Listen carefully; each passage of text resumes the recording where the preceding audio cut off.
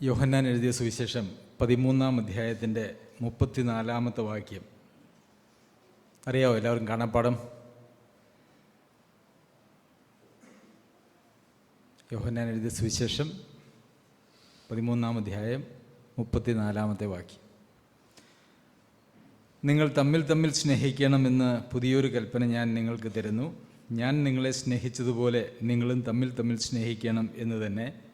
നിങ്ങൾക്ക് തമ്മിൽ തമ്മിൽ സ്നേഹമുണ്ടെങ്കിൽ നിങ്ങൾ എൻ്റെ ശിഷ്യന്മാരെന്ന് എല്ലാവരും അറിയും. സുജോസോൻ ഈ ഒരു കാര്യമേ പറയാനുള്ളൂ എന്ന് ചിലപ്പം ചിലരുടെ മനസ്സിൽ കൂടെ കടന്നു പോകാനുള്ള സാധ്യതയുണ്ട്. എനിക്കിതേ പറയാനുള്ളൂ. ഇതിങ്ങനെ പറഞ്ഞുകൊണ്ടേയിരിക്കും. കാരണം ഇതേ പറയാനുള്ളൂ എന്നുള്ളത് കൊണ്ട് തന്നെയാണ്. ഇവിടെ രണ്ട് കാര്യങ്ങളുണ്ട്. ഒന്ന്, പുതിയൊരു കൽപ്പന ഞാൻ നിങ്ങൾക്ക് തരുന്നു എന്ന ഒരു പ്രസ്താവനയുണ്ട്. അപ്പം സ്നേഹിക്കണം, തമ്മിൽ തമ്മിൽ സ്നേഹിക്കണം എന്നുള്ളത് ഒരു പുതിയ കൽപ്പനയാണോ? തമ്മിൽ തമ്മിൽ സ്നേഹിക്കണം എന്നുള്ളൊരു പുതിയ കൽപ്പനയാണോ?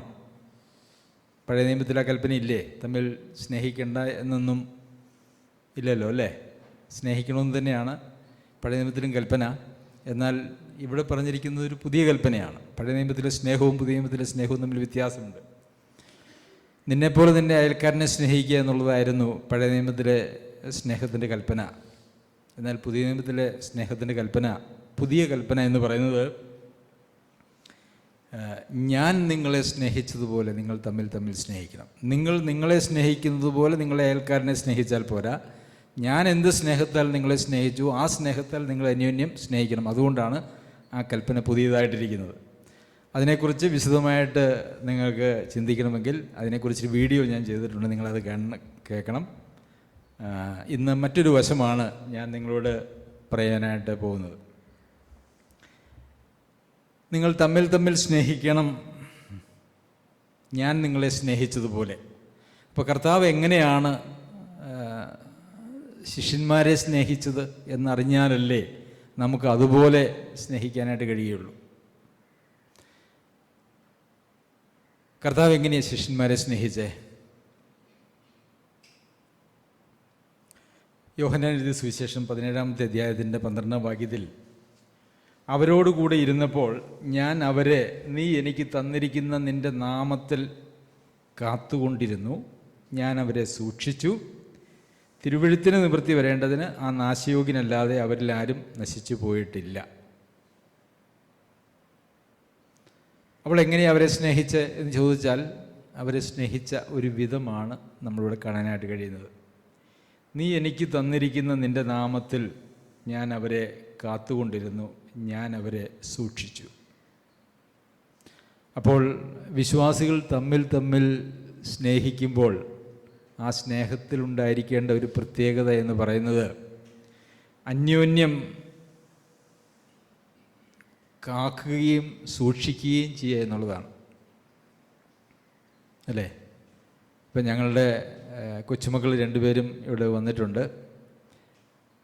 ഇപ്പം വീടിനകത്തേക്ക് എനിക്ക് പോലും കയറണമെങ്കിൽ ആദ്യം ബെല്ലടിക്കണം. കാരണം കഥകന്ന് കുറ്റിയിട്ടിരിക്കുക, അല്ലെങ്കിൽ ഇറങ്ങിയവൻ സ്ഥലം വിടും എതിരെങ്കിലുമൊക്കെ. അങ്ങനെ പിള്ളേരാണ്, അവരുടെ ചാബല്യത്തിൽ അവർ പോകും. അപ്പോൾ അവരെ എന്തുകൊണ്ടാണ് നമ്മൾ കഥ കുറ്റിയിടുന്നത്? അവരെ സൂക്ഷിക്കുവാനായിട്ടാണ്. അപ്പോൾ ദൈവമക്കളുടെ അവർ തമ്മിലുള്ളതായിട്ടുള്ള സ്നേഹത്തിൻ്റെ പ്രത്യേകത എന്ന് പറയുന്നത് അവരന്യോന്യം സൂക്ഷിക്കുന്നവരായിരിക്കണം.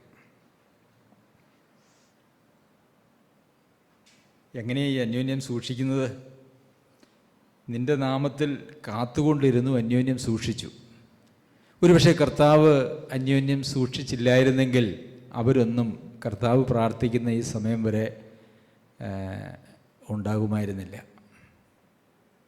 പ്രിയമുള്ളവരെ, നമുക്ക് ഒരു വലിയ പോരാട്ടം, നാം ഒരു വലിയ യുദ്ധമുഖത്താണ് നിൽക്കുന്നത്. അത് പലപ്പോഴും നമുക്ക് ഒരു ബോധ്യമില്ലാത്ത കാര്യമാണ്. നമ്മെ എങ്ങനെയെങ്കിലും നമ്മെ ദൈവത്തോടുള്ള ഏകാഗ്രതയും നിർമ്മലതയും വിട്ട് വഷളാക്കുവാനായിട്ട് ഒരു വലിയ സംവിധാനം നമ്മുടെ ഉള്ളിലും നമ്മുടെ പുറത്തുമുണ്ട്. അതിനെക്കുറിച്ച് നമുക്കത്ര ബോധ്യമുണ്ട് എന്നെനിക്ക് പലപ്പോഴും തോന്നാറില്ല. നമ്മളൊക്കെ എല്ലാവരും ജീവിക്കുന്ന പോലെ വലിയൊരു ഈസി ലൈഫ്, വളരെ സ്വതന്ത്രമായ ഒരു ബുദ്ധിമുട്ടുമില്ല, നമ്മളൊരു പോരാട്ടത്തിൻ്റെ മുഖത്താണെന്നുള്ള ചിന്ത പോലും ഇല്ലാതെയാണ് നാം പലപ്പോഴും ജീവിക്കുന്നത്. എന്നാൽ നമ്മെ ക്രിസ്തുവിനോടുള്ള ഏകാഗ്രതയും നിർമ്മലതയും വിട്ട് വഷളാക്കി കളയുവാനായിട്ട് സദാ ശ്രമിക്കുന്നതായിട്ടുള്ള ഒരു ദുഷ്ടൻ അല്ലെങ്കിൽ ഒരു ദുഷ്ടക്കൂട്ടം, അവരൊരുക്കി വെച്ചിരിക്കുന്നതായിട്ടുള്ള കെണികൾ നിറഞ്ഞതായിട്ടുള്ള ഒരു ലോക സംവിധാനം ഇന്ന് നമുക്കും നമ്മളുടെ മക്കൾക്കും ചുറ്റുമുണ്ട്. അപ്പോൾ ഇവിടെയുള്ളവരെല്ലാം പ്രായമായവരെ എടുത്ത് പറഞ്ഞാൽ അല്ലേ, അപ്പച്ചന്മാരെ സംബന്ധിച്ചിടത്തോളം അവർക്ക് കുറേ മക്കൾ ഇവിടെയുണ്ട്, അമ്മച്ചിമാരെ സംബന്ധിച്ചിടത്തോളം അവർക്കും കുറേ മക്കളുണ്ട്, കൊച്ചുമക്കളുണ്ട്, അവരുടെ മക്കളുമുണ്ട്. അങ്ങനെ ഉള്ള ഒരു കൂട്ടം ആളുകളാണ് ഇവിടെയുള്ളത്. കുഞ്ഞുങ്ങളെ സംബന്ധിച്ചിടത്തോളം അവർക്ക് അപ്പന്മാരും അമ്മമാരും അതുപോലെ വല്യപ്പന്മാരും വല്യമ്മമാരും ഒക്കെയുണ്ട്. എല്ലാവർക്കും അങ്ങോട്ടും ഇങ്ങോട്ടും ഒരു സാഹോദര്യ ബന്ധമുണ്ട്. അപ്പോൾ എസ്രയും സലോമിയും പുറത്തിറങ്ങിപ്പോയി അവർക്ക് ദോഷം വരാതിരിക്കേണ്ടതിന് അവരെ സൂക്ഷിക്കുന്ന മാതാപിതാക്കളെ പോലെ, അല്ലെങ്കിൽ അപ്പനും അമ്മയും അല്ലെങ്കിൽ മുത്തശ്ശനും മുത്തശ്ശിയും പോലെ ഈ സഭയിലുള്ളതായ ആളുകളെയെല്ലാം സൂക്ഷിക്കുവാനും കരുതുവാനും കാക്കുവാനും എല്ലാവരും ബാധ്യസ്ഥരാണ്. അതാണ് കർത്താവ് ഞാൻ നിങ്ങളെ സ്നേഹിച്ചതുപോലെ നിങ്ങൾ അന്യോന്യം സ്നേഹിക്കണമെന്ന് പറയുമ്പോൾ കർത്താവ് അവരോടുള്ള സ്നേഹത്തെ പ്രദർശിപ്പിച്ചത് അവരെ സൂക്ഷിച്ചുകൊണ്ടാണ്, അവരെ കാത്തുകൊണ്ടാണ്. പ്രിയമുള്ളവരെ, ഇതൊരു ഇടയൻ്റെ ജോലിയല്ല, ഇത് എല്ലാവരുടെയും ജോലിയാണ്.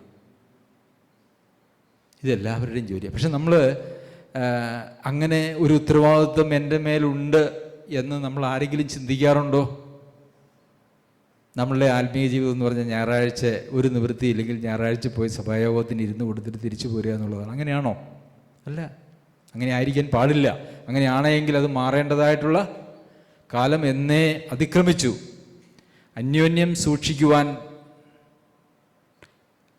ഒരു കാര്യം ഞാൻ പറയാം, സൂക്ഷിക്കപ്പെടുവാൻ ആവശ്യമില്ലാത്ത ആരും നമ്മളുടെ ഇടയിലില്ല. ഞാനും നിങ്ങൾ ഓരോരുത്തരും മറ്റുള്ളവരാൽ സൂക്ഷിക്കപ്പെടുവാനും കരുതപ്പെടുവാനും ആവശ്യമുള്ളവർ തന്നെയാണ്. വചനം പഠിപ്പിക്കുന്ന ആൾ അവർ വളരെ കുഴപ്പമില്ലാത്തവരാണ്, അവർക്ക് കുഴപ്പമൊന്നും വരികയില്ല. പ്രിയമുള്ളവർ, ഏറ്റവും കൂടുതൽ ആക്രമണം പ്രതിസന്ധികൾ നേരിടുന്നത് മിക്കവാറും അങ്ങനെ വചനം പഠിപ്പിക്കുന്നവരാണ്, അല്ലാതെ സാധാരണ വിശ്വാസികളല്ല. കാരണം ഒരു സഭയെ തകർക്കാനായിട്ടുള്ള ഏറ്റവും എളുപ്പ വഴി എന്താണെന്നറിയാമോ? അവരെ നയിക്കുന്ന ആളുകളെ തകർക്കുക എന്നുള്ളതാണ്. അപ്പോൾ ഏറ്റവും വലിയ പോരാട്ടത്തിലൂടെ കടന്നു പോകുന്നത് നിങ്ങളാരുമല്ല, ഞങ്ങളാണ്. അപ്പോൾ നിങ്ങൾ ഞങ്ങളെ സൂക്ഷിക്കാൻ കടപ്പെട്ടവരാണ്. അതുപോലെ തന്നെ ഓരോരുത്തരും എല്ലാവരെയും അന്യോന്യം സൂക്ഷിക്കുവാൻ കടപ്പെട്ടവരാണ്. ഒരാഴ്ച ഞായറാഴ്ച കഴിഞ്ഞങ്ങ് പോയാൽ നമ്മൾ ആരെങ്കിലും ഓർക്കാറുണ്ടോ? ഉണ്ടോ? ഉണ്ടോ സുനി? ഉണ്ട്. ശരത്ത് ഓർക്കാറുണ്ടെന്ന് തോന്നുന്നു. കാരണം ആഴ്ചയിൽ ഒരിക്കലെങ്കിലും ശരത്ത് വിളിക്കും. അപ്പോൾ നമ്മൾ അങ്ങനെ വിട്ടു നിൽക്കേണ്ടവരല്ല, അന്യോന്യം സൂക്ഷിക്കേണ്ടവരാണ്. അപ്പോൾ ഞാൻ നിങ്ങളെ സ്നേഹിച്ചതുപോലെ നിങ്ങളും അന്യോന്യം സ്നേഹിക്കണമെന്ന് പറയുമ്പോൾ അതിൽ ഉൾപ്പെട്ടിരിക്കുന്ന ഒരു കാര്യം, നമ്മുടെ എല്ലാ സഹവിശ്വാസികളെയും കാക്കുന്നവരും ദുഷ്ടൻ തട്ടിക്കൊണ്ടു പോകാതെ അവരെ കാക്കുന്നവരും അവരെ സൂക്ഷിക്കുന്നവരുമായിരിക്കണം. ദുഷ്ടന് ഒരിക്കലും നമ്മുടെ ഒരു ഭവനങ്ങളിലേക്കും നമ്മുടെ വ്യക്തി ജീവിതങ്ങളിലേക്കും പ്രവേശനം ഉണ്ടാകുവാനായിട്ട് പാടില്ല. ശരി, പിന്നെ കർത്താവ് എങ്ങനെയാണ് ശിഷ്യന്മാരെ സ്നേഹിച്ചത്? 17-ാമത്തെ അധ്യായം നോക്കിയാൽ കർത്താവ് തൻ്റെ ശിഷ്യന്മാർക്കും അതുപോലെ തന്നെ തന്നിൽ വിശ്വസിക്കാനിരിക്കുന്നവർക്കും വേണ്ടിയുള്ള ഒരു പ്രാർത്ഥനയാണ്. കർത്താവിൻ്റെ ഒരു പ്രസിദ്ധമായ പ്രാർത്ഥനയാണ് യോഹന്നാൻ എഴുതിയ സുവിശേഷം 17-ാം അധ്യായം. അപ്പോൾ കർത്താവ് സൂക്ഷിച്ചു, അത് പ്രാർത്ഥനയിലൂടെയും ആയിരുന്നു. അത് അപ്പസ്തോലന്മാർ അത്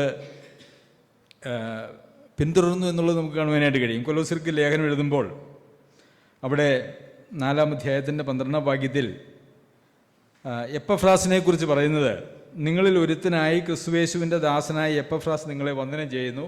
നിങ്ങൾ തികഞ്ഞവരും ദൈവഹിതം സംബന്ധിച്ചൊക്കെയും പൂർണ്ണ നിശ്ചയമുള്ളവരുമായി നിൽക്കേണ്ടതിന് അവൻ പ്രാർത്ഥനയിൽ നിങ്ങൾക്ക് വേണ്ടി എപ്പോഴും പോരാടുന്നു.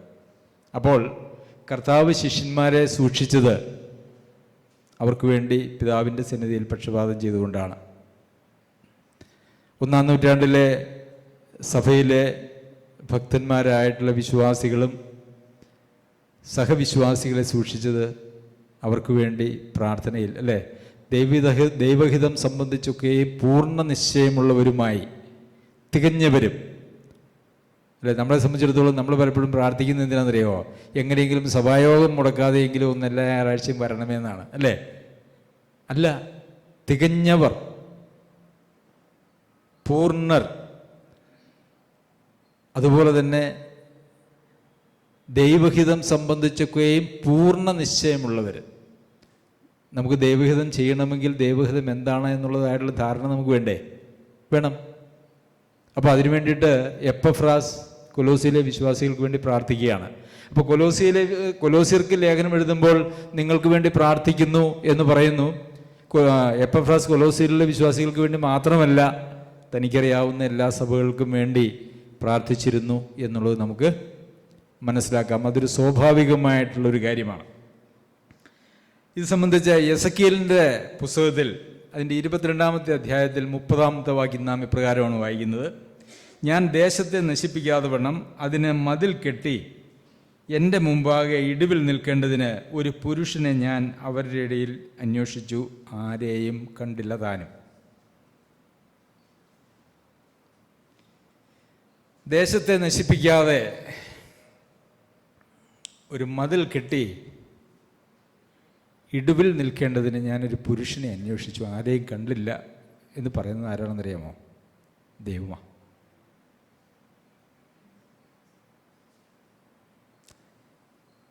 അപ്പോൾ നമ്മുടെ സഭകളെയും നമ്മുടെ കുടുംബങ്ങളെയും വിശ്വാസികളെയും ഒക്കെ ഒരു മതിൽ കെട്ടി സൂക്ഷിക്കുവാൻ എങ്ങനെ? ഇടിവിൽ നിന്നുകൊണ്ട്. അതൊരു വലിയ കടപ്പാടാണ്. അത് ദൈവം ആഗ്രഹിക്കുന്ന ഒരു കാര്യമാണ്. പ്രിയമുള്ളവരെ, നമ്മുടെ പല പല ആവശ്യങ്ങൾക്ക് വേണ്ടി നമ്മൾ പ്രാർത്ഥിക്കും. എന്നാൽ നമ്മുടെ സഭയിലെ വിശ്വാസികളുടെ ആവശ്യങ്ങൾ എന്ന് പറഞ്ഞാൽ അവരുടെ ഭൗതിക ആവശ്യങ്ങൾ അത് രണ്ടാമതാണ്. ആത്മീകമായിട്ടുള്ള ആവശ്യങ്ങൾക്ക് വേണ്ടി ഉള്ള താല്പര്യം ഉണ്ടെങ്കിൽ നമ്മൾ അവർക്ക് വേണ്ടി ആ നിലയിൽ പ്രാർത്ഥിക്കുന്നവരായിരിക്കും. ഇടിവിൽ നിൽക്കേണ്ടതിന് കർത്താവ് തൻ്റെ ശിഷ്യന്മാർക്ക് വേണ്ടി ദൈവസന്നിധിയിൽ പക്ഷപാതം ചെയ്യുന്നത് ഏതൊക്കെ കാര്യങ്ങൾക്ക് വേണ്ടിയാണെന്ന് ഈ 17-ാമത്തെ അധ്യായം വായിച്ചാൽ നമുക്ക് മനസ്സിലാകും. അവിടെ ചോറും കറിയും അല്ലെങ്കിൽ ഭൗതിക കാര്യങ്ങളൊന്നുമല്ല അവിടുത്തെ വിഷയം. അവർ ലൗകികന്മാരല്ലാകയാൽ ലോകം അവരെ പകച്ചു എന്നാണ് അവരെ പറയുന്നത്. ലൗകിക ആവശ്യങ്ങൾക്ക് വേണ്ടിയിട്ടുള്ള പ്രാർത്ഥനയെ ആയിരുന്നില്ല എന്ന് കർത്താവിൻ്റെ പ്രാർത്ഥന നമുക്ക് കാണുമ്പോൾ അറിയാമല്ലോ. നമ്മുടെ വിശ്വാസികൾ ഓരോരുത്തരും ദൈവസന്നിധിയിൽ തികഞ്ഞവരും ദൈവഹിതം സംബന്ധിച്ച് പൂർണ്ണ നിശ്ചയമുള്ളവരുമായി തീരേണ്ടതിന് ഇടിവിൽ നിന്നുകൊണ്ട് പ്രാർത്ഥിക്കാൻ ദൈവം പുരുഷന്മാരെയും സ്ത്രീകളെയും ഒക്കെ അന്വേഷിക്കുന്നു. ആ ഒരു ലിസ്റ്റിലേക്ക് നമുക്ക് കയറിപ്പറ്റാൻ താല്പര്യമുണ്ടോ? ഞാൻ അന്വേഷിച്ചു, എനിക്ക് ഒരു ജോർജ് സഹോദരനെ കിട്ടി, എനിക്കൊരു ശരത്തിനെ കിട്ടി, എനിക്കൊരു മിനി സഹോദരിയെ കിട്ടി, എനിക്കൊരു തമ്പി സഹോദരനെ കിട്ടി എന്നൊക്കെ കർത്താവിന് പറയാനായിട്ട് കഴിയുമോ? അല്ലേ? ഞാൻ അന്വേഷിച്ചു, ആ നെല്ലിപ്പോയിലും ആ കൂടഴിഞ്ഞിലുള്ള ഒറ്റ ആളെ എനിക്ക് കിട്ടിയില്ല എന്ന് കർത്താവ് പറയുമോ? അങ്ങനെ പറഞ്ഞാൽ എത്രയോ ദുഃഖമായിരിക്കും. ഇവിടെ കർത്താവ് പറയുന്നത് എത്ര വലിയ ശരിക്കും പറഞ്ഞ ഒരു നിരാശയുടെ ഒരു ഭാഷയാണ് ഈ വാക്യത്തിൽ നാം കാണുന്നത്. ഞാൻ അന്വേഷിച്ചു, ഒരു പുരുഷനെ പോലും കിട്ടിയില്ല, കണ്ടില്ല എന്നാണ് പറയുന്നത്. ദേശത്തെ നശിപ്പിക്കാതെ വണ്ണം ഇടിവിൽ നിൽക്കേണ്ടതിന് ഞാൻ ഒരാളെ അന്വേഷിച്ചു, ഒരാളെ പോലും കിട്ടിയില്ല. പ്രിയമുള്ളവരെ, നമ്മുടെ സഹോദരി സഹോദരന്മാർക്ക് വേണ്ടി, നമ്മുടെ മാതാപിതാക്കന്മാർക്ക്, വിശ്വാസത്തിലുള്ള മാതാപിതാക്കന്മാർക്ക്, നമ്മുടെ മക്കൾക്ക് വേണ്ടി ഇടിവിൽ നിന്ന് കർത്താവിനോട് ചോദിക്കാൻ നമുക്ക് താല്പര്യമുള്ളവരാണോ? നമ്മൾ എത്ര ആകാംക്ഷയോടുകൂടിയാണ് നമ്മളുടെ കുഞ്ഞുങ്ങൾക്കൊക്കെ ഒരു അസുഖം വന്നാൽ പ്രാർത്ഥിക്കുന്നത്, അല്ലേ? അതേ ഒരു ആകാംക്ഷ നമുക്ക് നമ്മുടെ സഹോദരി സഹോദരന്മാരെ കുറിച്ച് ഓർക്കുമ്പോൾ, അവരുടെ വിശ്വാസത്തെക്കുറിച്ചും ജീവിതത്തെക്കുറിച്ചൊക്കെ ഓർക്കുമ്പോൾ അതേ ഒരു കാഴ്ചപ്പാടും ആകാംക്ഷയും നമുക്കുണ്ടോ? ഉണ്ടെങ്കിലേ പ്രാർത്ഥിക്കാൻ പറ്റുള്ളൂ. പലപ്പോഴും ഞായറാഴ്ച കണ്ണുമുട്ടുന്ന പരിചയക്കാർ എന്നുള്ള നിലയിൽ മാത്രമാണ് നാം സഹവിശ്വാസികളെ കാണുന്നെങ്കിൽ അവർക്ക് വേണ്ടി അങ്ങനെ ഒരു ആത്മാവിൽ പ്രാർത്ഥിക്കാൻ നമുക്ക് കഴിയില്ല. ശരി, വീണ്ടും എങ്ങനെയാണ് കർത്താവ് തൻ്റെ ശിഷ്യന്മാരെ സ്നേഹിച്ചതിനെക്കുറിച്ച് നമുക്കവിടെ ഒരു പ്രസ്താവന 13-ാമത്തെ അധ്യായത്തിൻ്റെ 1-ാം വാക്യത്തിൽ വളരെ മനോഹരമായിട്ടൊരു പ്രസ്താവനയുണ്ട്. പെസഹ പെരുന്നാളിന് മുമ്പ് ഞാൻ ഈ ലോകം വിട്ട് പിതാവിൻ്റെ അടുക്കൽ പോകുവാനുള്ള നാഴിക വന്നു എന്ന് യേശു അറിഞ്ഞിട്ട് ലോകത്തിൽ തനിക്കുള്ളവരെ സ്നേഹിച്ചതുപോലെ അവസാനത്തോളം അവരെ സ്നേഹിച്ചു. ഇവിടെ ഒരു ആദ്യ സ്നേഹവും പിന്നെ അവസാനം വരെയുള്ള ഒരു സ്നേഹവും കാണാനായിട്ട് കഴിയും, അല്ലേ? കർത്താവ് തനിക്കുള്ളവരെ സ്നേഹിച്ചതുപോലെ എന്നുവരെ സ്നേഹിച്ചു? അവസാനത്തോളം സ്നേഹിച്ചു. എഫെസോസിലെ സഭയുടെ ദൂതന് വെളിപ്പാട് പുസ്തകത്തിൽ എഴുതുമ്പോൾ അവിടെ എന്താണ് പറയുന്നത്? നിൻ്റെ ആദ്യ സ്നേഹം വിട്ടുകളഞ്ഞു. അതായത് ആദ്യ സ്നേഹം അവസാനത്തോളം ഉണ്ടായിരുന്നില്ല എന്നാണ്. നമുക്ക് ആളുകളെയൊക്കെ പുതുതായിട്ട് പരിചയപ്പെടുകയൊക്കെ ചെയ്ത് കഴിഞ്ഞ് കഴിയുമ്പോൾ നമുക്ക് അവരോടൊക്കെ ഭയങ്കര സ്നേഹമാണ്. പക്ഷെ കുറച്ച് കഴിയുമ്പോൾ നമ്മളിങ്ങനെ അടുത്തടുത്തടുത്തടുത്തടുത്ത് വരുമ്പം നമ്മൾ പലപ്പോഴും അവരുടെ ജീവിതത്തിലുള്ള ചില വാക്കുകളുടെ പ്രയോഗത്തിൽ വന്നതായിട്ടുള്ള തെറ്റോ അങ്ങനെ എന്തെങ്കിലുമൊക്കെ ചെറിയ ചെറിയ പോരായ്മകൾ കാണുമ്പോൾ നമ്മളെന്ത് പറയും? പോരാ, അല്ലേ? എൻ്റെ നിലവാരത്തിന് പോരാ. എൻ്റെ നിലവാരം എന്ന് വെച്ചാൽ അങ്ങ് ഭയങ്കര നിലവാരമാണെന്നുള്ള ചിന്തയൊക്കെയാണ് പലപ്പോഴും നമ്മളിലുള്ളത്. അതുകൊണ്ട് നമ്മൾ എന്ത് ചെയ്യും? ഈ അവസാനത്തോളം സ്നേഹിക്കുന്നു എന്ന് പറയുന്ന ആ സ്നേഹത്തിലേക്ക് വരില്ല. എല്ലാ സഭകളിലും സംഭവിക്കുന്ന ഒരു വലിയ തെറ്റാണത്. സ്വന്തം ജീവിതത്തിൽ ധാരാളം പോരായ്മകളുള്ളവരുടെ പ്രത്യേകത എന്താണെന്നറിയോ? അവരതിനെ മറയ്ക്കാൻ വേണ്ടി അവർ ബാക്കിയുള്ളവരുടെ ജീവിതത്തിലെ ചെറിയ കാര്യങ്ങളെപ്പോലും ഭയങ്കരമായിട്ട് അവർ ഊതിപ്പെരുപ്പിക്കും. എന്നാൽ സ്വന്തം ജീവിതത്തിൽ ഒരുവിധം വിശുദ്ധരായിട്ട് ജീവിക്കുന്ന, നീതിയായിട്ട് ജീവിക്കുന്ന ആളുകൾ ബാക്കിയുള്ളവരെ ഉൾക്കൊള്ളുന്നവരും അവരെ സ്നേഹിക്കുന്നവരും പരിഗണിക്കുന്നവരും അവർക്ക് വേണ്ടി പ്രാർത്ഥിക്കുന്നവരുമായിരിക്കും. അപ്പോൾ മറ്റുള്ളവരെ കണ്ട് നാം അവരെ കുറ്റപ്പെടുത്തുന്ന മനോഭാവമാണ് നമ്മളിലുള്ളതെങ്കിൽ നമ്മൾ ആദ്യം ചിന്തിച്ചു കൊള്ളുക, നമ്മളുടെ ഉള്ളിൽ ഭയങ്കര അഴുക്കും ദുഷ്ടതയും അസൂയയും വ്യാജഭാവവും ഒക്കെ ഉണ്ട്. അവസാനത്തോളം സ്നേഹിക്കാൻ, ഓരോ ദിവസം കഴിയുന്തോറും സ്നേഹം വർദ്ധിച്ചു വരാൻ, എനിക്ക് ജോസഫറിനോടുള്ള സ്നേഹം ഓരോ ദിവസം കഴിയുന്തോറും വർദ്ധിച്ചു വരുന്നുണ്ട്. നിങ്ങളോട് എല്ലാവരോടും അങ്ങനെ വർദ്ധിച്ചു വരുന്നുണ്ട്. അങ്ങനെ തന്നെ നമുക്ക് എല്ലാവർക്കും അങ്ങോട്ടും ഇങ്ങോട്ടും സ്നേഹം, അല്ലേ? തെസ്സലോനിക്കർക്ക് ലേഖനം എഴുതുമ്പോൾ പൗലോസ് അപ്പോസ്തലൻ പറയുന്നത് ആളാം പ്രതിയുള്ള സ്നേഹം പെരുകി വരികയാലും. 1-ാമത്തെ ലേഖനത്തിൽ 2-ാമത്തെ ലേഖനത്തിൽ അത് പറഞ്ഞിട്ടുണ്ട്. ആളാം പ്രതിയുള്ള സ്നേഹം പെരുകി വരിക. അത് പ്ലസ് അല്ല, കൂട്ടണമല്ല. പെരുകുക എന്ന് പറഞ്ഞാൽ ഗുണിക്കണമെന്നാണ്. 5 കൂടെ കൂട്ടിയാൽ 10 കിട്ടുകയുള്ളൂ. 5 കൂടെ ഗുണിച്ചാൽ എത്ര കിട്ടും? 25 കിട്ടും. അപ്പോൾ ആ രീതിയിലാണ് ദൈവമക്കൾ തമ്മിലുള്ള സ്നേഹം പോകേണ്ടത്. അത് കൂട്ടലല്ല, അത് കുറയ്ക്കലല്ല, അത് ഹരിക്കലല്ല, അത് ഗുണിക്കലാണ്. അങ്ങനെയാണെങ്കിലേ അത് കർത്താവിൻ്റെ മണവാട്ടിയായിരിക്കുന്ന സഭ എന്നുള്ള നിലയിൽ നിലനിൽക്കുകയുള്ളൂ. അവിടെയേ കർത്താവിന് സ്ഥാനമുള്ളൂ. നമ്മൾ 2-3 പേർ കൂടി വരുന്നിടത്തൊക്കെ കർത്താവുണ്ടെന്ന് നമ്മൾ പറയും. അതൊരു വചനവുമാണ്, ഒരു സത്യവുമാണ്. പക്ഷേ കർത്താവിൻ്റെ നാമത്തിൽ കൂടി വരുന്ന ആളുകൾക്കുണ്ടാവേണ്ടതായിട്ടുള്ള പ്രത്യേകതകളാണ് ഇവിടെ നമുക്ക് കാണുവാനായിട്ട് കഴിയുന്നത്. അതല്ല നാം കർത്താവിൻ്റെ നാമത്തിലാണ് കൂടുന്നതെന്നൊക്കെ പറഞ്ഞ് വിചാരിച്ചുകൊണ്ട് അതൊന്നും ഒരു യാഥാർത്ഥ്യമായിക്കൊള്ളണമെന്നില്ല. നാം നമ്മെ തന്നെ ജോസഫിനെ ഓർപ്പിച്ചതുപോലെ വഞ്ചിക്കുക മാത്രമായിരിക്കും ചെയ്യുന്നത്.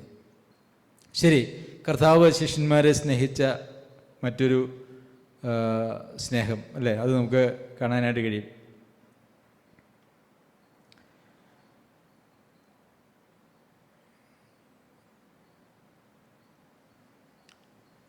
യോഹന്നാൻ എഴുതിയ സുവിശേഷം 21-ാം അധ്യായത്തിൻ്റെ 3-ാമത്തെ വാക്യത്തിൽ 3 മുതലുള്ള വാക്യങ്ങളിൽ ശിമോൻ പത്രോസ് അവരോട് ഞാൻ മീൻ പിടിപ്പാൻ പോകുന്നു എന്ന് പറഞ്ഞു. ഞങ്ങളും പോരുന്നു എന്ന് അവർ പറഞ്ഞു. അവർ പുറപ്പെട്ട് പടക് കയറിപ്പോയി. അപ്പോൾ ഇത് എപ്പോഴാണ് സംഭവം? കർത്താവ് മരിച്ചു ഉയർത്തെഴുന്നേറ്റു അവർക്ക് പ്രത്യക്ഷരായി. ഒരു തവണയല്ല, പലതവണ. അപ്പോൾ കർത്താവ് ജീവിച്ചിരിക്കുന്നു എന്നുള്ളത് ശിഷ്യന്മാർക്ക് ബോധ്യമായി. അതിനുശേഷവും പത്രോസ് എന്താ ചെയ്യുന്നേ? ഞാൻ മീൻ പിടിക്കാൻ പോവുകയാണ്, നിങ്ങൾ വരുന്നുണ്ടേ പോരെ. അവരും കൂടെ കൂടി, അല്ലേ? നമ്മൾ എങ്ങനെയാ? നമ്മളോട് കൂടെ ഉണ്ടായിരുന്ന അല്ലെങ്കിൽ ഉള്ള ആളുകളൊക്കെ നമ്മളെ എന്തെങ്കിലും കാരണവശാൽ വിട്ടുപോയി കഴിഞ്ഞ് കഴിയുമ്പോൾ നമ്മളുടെ മനോഭാവം എന്താ? പോട്ടെ എന്ന് വിചാരിക്കും. ആണോ? പോട്ടെ എന്ന് വിചാരിക്കും. പത്രോസ് തള്ളിക്കളഞ്ഞു, കർത്താവിനെ തള്ളിപ്പറഞ്ഞു. ഒരു ബാല്യക്കാരത്തി അല്ലെങ്കിൽ ഒരു വേലക്കാരത്തി വന്നേച്ച് പറഞ്ഞു, നീ അവരുടെ കൂടെ ഉണ്ടായിരുന്നു. ഹേ പ്രാകാൻ തുടങ്ങിയെന്നാണ് പറഞ്ഞത്, പ്രാകാൻ. എന്നാൽ പത്രോസിനെ ഒന്ന് മാറ്റിപ്പിടിക്കാം എന്ന് കർത്താവ് ചിന്തിച്ചോ? കർത്താവ് ചിന്തിച്ചോ? ഞാൻ വിചാരിക്കുന്നു, എൻ്റെ ഭാവന തെറ്റാണെങ്കിൽ ക്ഷമിക്കണം, യൂദാസ് മാനസാന്തരപ്പെട്ട് തിരിച്ചു വന്നായിരുന്നെങ്കിൽ യൂദാസിനെയും കർത്താവ് ചേർത്തേനെ, ഒറ്റിക്കൊടുത്ത യൂദാസിനെയും കർത്താവ് ചേർത്തേനെ. പക്ഷെ അവൻ മാനസാന്തരപ്പെട്ട് തിരിച്ചു വരികയല്ല ചെയ്തത്, മറിച്ച് മാനസാന്തരപ്പെട്ട് അവൻ പോയി ആത്മഹത്യ ചെയ്തത്.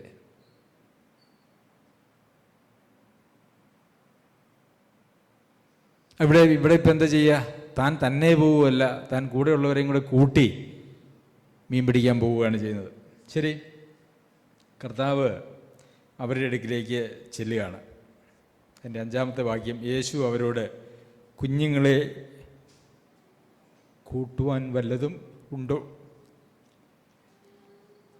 തന്നെ തള്ളിക്കളഞ്ഞ് ദൈവിക പരിപാടികളും ഒക്കെ തള്ളിക്കളഞ്ഞ് സ്വന്തം ഇഷ്ടത്തിന് പോയ ആളുകളോട്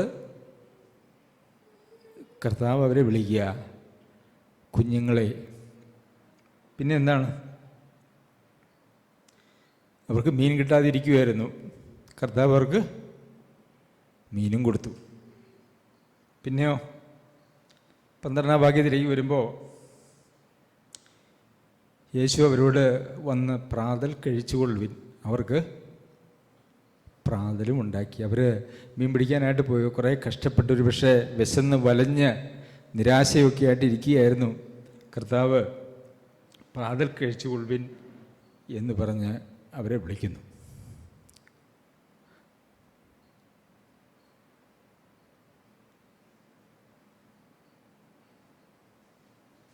തെറ്റിപ്പോകുന്നവരെ വിധിക്കാനും ന്യായം വിധിക്കാനും തള്ളിക്കളയാനും പ്രിയമുള്ളൊരു എളുപ്പമാണ്.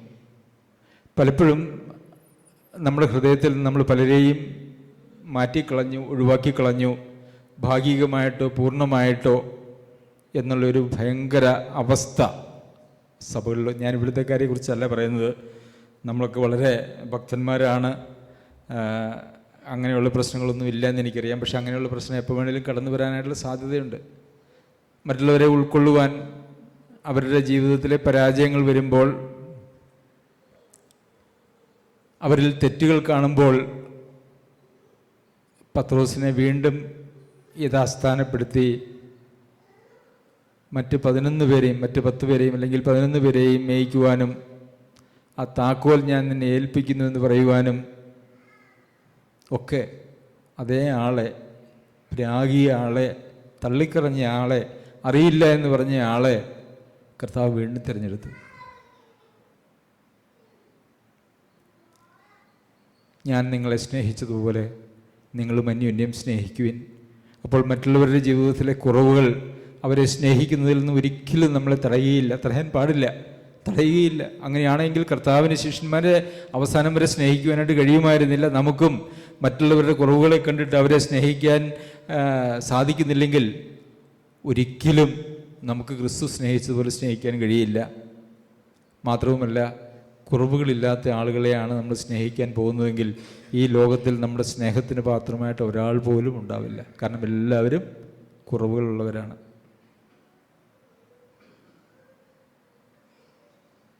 പ്രിയമുള്ളവരെ, കർത്താവ് സ്നേഹിച്ച സ്നേഹത്തിൻ്റെ പ്രത്യേകത എന്നൊക്കെ പറയുന്നത് ഇതാണ്. ആ സ്നേഹത്താൽ അന്യോന്യം സ്നേഹിക്കണമെന്നുള്ളതാണ് നമുക്കുള്ള പ്രമാണം.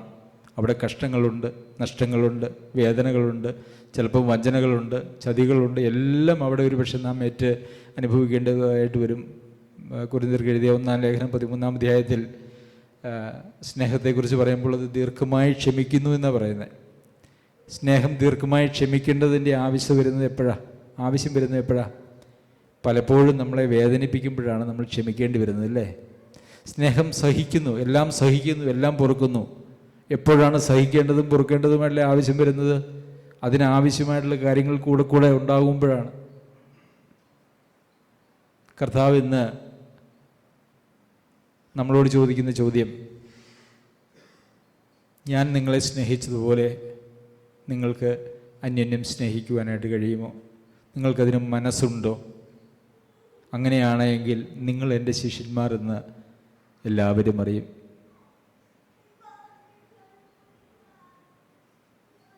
നമുക്ക് നമ്മെ തന്നെ പരിശോധിക്കാം, മനസ്സാന്തരപ്പെടാം, യഥാസ്ഥാനപ്പെടാം. ദൈവത്തിൻ്റെ അതിപരിശുദ്ധ നാമം വാഴ്ത്തപ്പെടുമാറാകട്ടെ. ഈ സമയത്ത് ജൂലിയ ഒരു പാട്ട് പാടും.